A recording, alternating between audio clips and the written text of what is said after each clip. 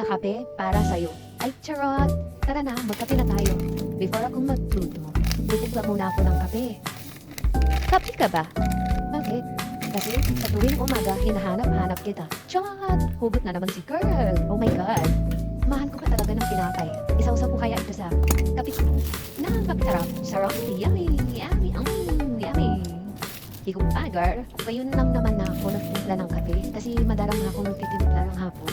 Kasi minsan may nararamdaman ako, minsan nahihilo akong ganun. Ewan ko ba kung bakit.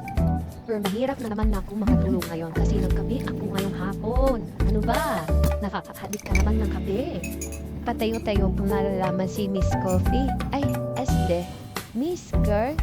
O, tawagan niyo na lang akong Miss Coffee. Kayo naman, pa-inosenda naman kayo. Kakape din naman kayo ah. O, taas kamay yung mga nagkape yan. Comment down below. Please like and share and follow. Thank you. Bye-bye.